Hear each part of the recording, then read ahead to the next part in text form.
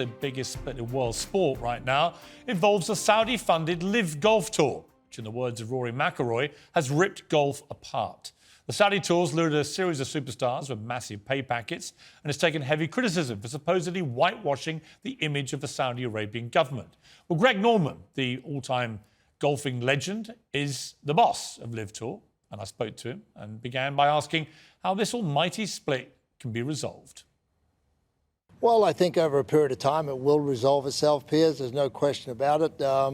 Let's just clarify this split. I think this split or this animosity has only come from one side of the ledger, quite honestly. So what we've done is just put another competitive platform for the independent contractors, which is us, which we've always been, I believe, independent contractors, have a choice and have a right to go somewhere else and play the game of golf. We tried to reach out with the European Tour. We tried to reach out with the PGA Tour. We wanted to integrate ourselves within their system to show that what we have is additive to the sport of golf. But they made the decision, not us. When you hear someone like Rory McIlroy, is one of the top players in the world right now, without any question, and a very, a passionate and eloquent defender of the PGA Tour, when you hear how scathing he is about what you're doing, what's your message to him? Well, my message is, Rory, you're an independent contractor. You have the right to make your decision. Remember, Rory started on the European Tour. Then Rory decided to leave the European Tour to go play where all the money is, where I went to play to the PGA Tour. Why did we do that, Piers? We did that because that was the only option we had as players. Hey, Rory, happy days, do what he wants to do. If he's comfortable over there doing that, he's an independent contractor, he can. If Rory wants to go to the Middle East and get appearance money to play in tournaments, happy days, go play in those, Rory, that's your choice. Don't begrudge the other players for making the decision. It's just a shame that people have taken this stance when if you look back over a period of time, they've pretty much done the same thing themselves. Do you think that it's about morality or money? And the reason I ask that is I actually wrote a column for the New York Post about what I thought was the hypocrisy about a lot of the sports washing debate, in the sense that the Saudis already have a Formula One Grand Prix. They own a Premier League football club, Newcastle. They stage all the big boxing bouts. And none of that gets anything like the kind of opprobrium that you guys have had for setting up a Saudi-sponsored golf tour. And I don't understand what the distinction is. I don't also understand how the PGA, if they're being honest with themselves, could say that they themselves never do business with regimes which wouldn't hold up to much human rights scrutiny. So I see a hypocrisy there. What's your view about that? Look, Piers, you hit the nail on the head. Hypocrisy. The hypocrisy coming out of this is so deafening, it's ridiculous. Because you're right, the PGA Tour has title sponsors that have a great relationship and working relationship for a commercial opportunity with the Saudi government, with PIF. So I don't understand why it is that way. Sadly, I got an idea because we're the monopolists. I mean, we're going in challenging the monopolist, which is the PGA Tour. It's been the one place to play golf for the last 53 years. All we've done is come in and shown another opportunity, another additive opportunity. Now, for the players to make their decision, oh my gosh, I would have loved to have that decision. And I've given these players within LIV the opportunity to grow their wealth and give them the opportunity to go other places to play. The argument against what you're doing, as you know, is that you're just throwing huge amounts of cash at the top players, many of whom are taking it, that the format of what you do is not as good as the PGA because you don't have a cut system. There's no kind of losing, if you like. There's just equal, different degrees of winning.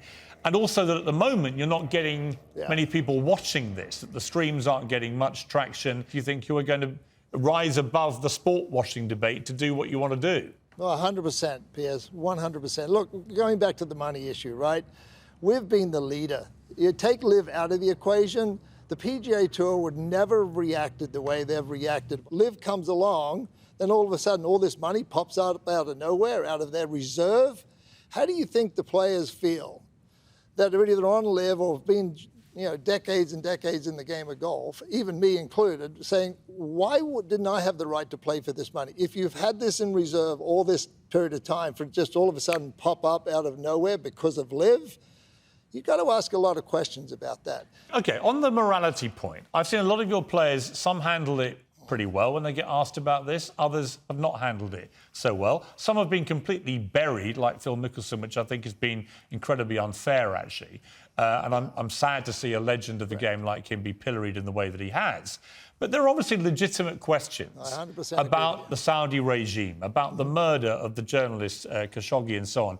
You know, are you free, because of your association with the Saudi government in this way, are you free to be critical of their human rights records and so on? Look, I mean, Piers, what happened with Khashoggi is reprehensible. But what we're doing now is with golf and the game of golf. What we're doing is showing golf is a force for good across the world, across all platforms. There's going to be questions, no question about it. But we are a commercial entity. We're investing into the game of golf. We're growing the game of golf. And I'll say this, Piers, I've been involved with the game of golf for 45 years. In that 45 years, I have never seen another entity willing to step up to date and give us $2 billion to invest into the game of golf. But again, you know, coming back to my position as a fan, I love playing golf. I'm a ropey 16 handicapper, but I love the sport and everything about it. What I really am struggling... You only have to give me 8 aside? Yeah, exactly, yeah. No, but and I've loved watching you play over the years. What I'm sad about right now is, you know, you look at the major tournaments, for example. If your LIV golfers are not allowed to get ranking points and then they can't qualify for the majors, they cease to be, in my view, proper majors. If you were predicting what you think is going to happen here, where will we be in a year or 2 years' time? I ultimately believe there will be some merging of the powers to be to sitting down having conversation. We don't want it right now because we've tried. And going back to what you were saying before, we didn't create this turmoil. We just came in with another opportunity for the ecosystem, within the ecosystem, for the players, for the fans. So we didn't really start this big fight. We didn't create this animosity. And with the majors, quite honestly, Piers, they should be Switzerland, right? If I'm a major, I want to have the best of the best in my field. They're the 4 Super Bowls. They're the 4 FA Cups. They're the 4, whatever you want to call them, that should always remain up there, Switzerland, away from anybody. For them to be dragged into this quagmire, there's going to be a lot of questions needed to be asked about that. But they should be apart from that. And if you're a broadcaster of any of the 4 majors, you should be saying to them, we want the LIV players in there, because 26 out of the top 100 players right now today are LIV players. There's 22 other tour events in this world that get OWGR points.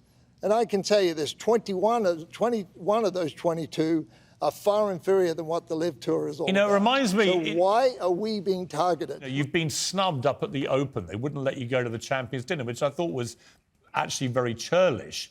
As a great golfing champion, a great sporting champion, how are you dealing with that kind of vitriol, the kind of disenfranchisement from the sport and the official bodies that were once so welcomed by? How are you on a personal level dealing with that? To be honest with you, Piers, at times my heat shield gets a little bit weak because I am a human being. I've done a lot for the game of golf. I was #1 player in the world for 6 years.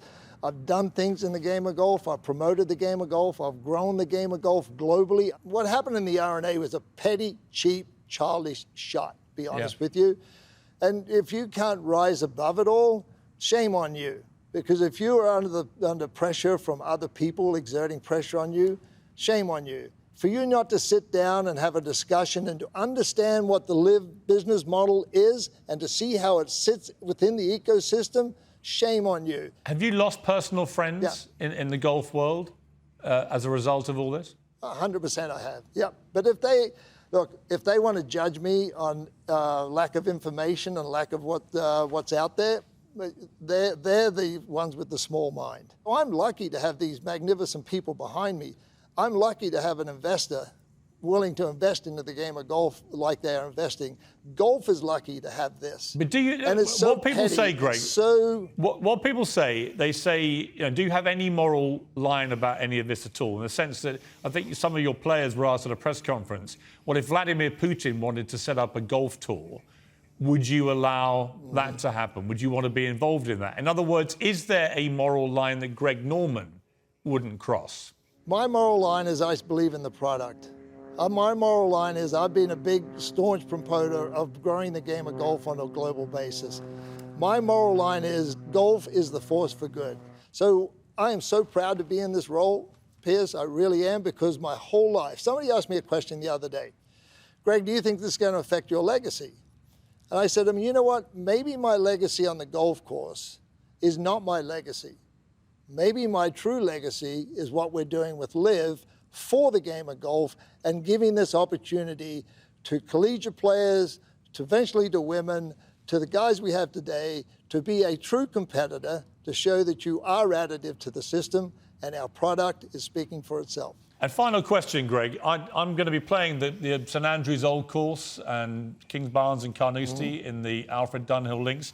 You've obviously, been very successful on these courses. In particular, I had a bit of a meltdown on the 17th, the famous road hole of the Old Course last year, live on Sky, where I hit, I think, room 416 with my tee shot. Can you just give me a little bit of advice with your old player hat on for how I should play the road hole? Well, next time you hit room 416, try and put it through that window and go exit the other window. That tells me you're hitting the golf ball hard and long. So. Greg Norman, thank you very much.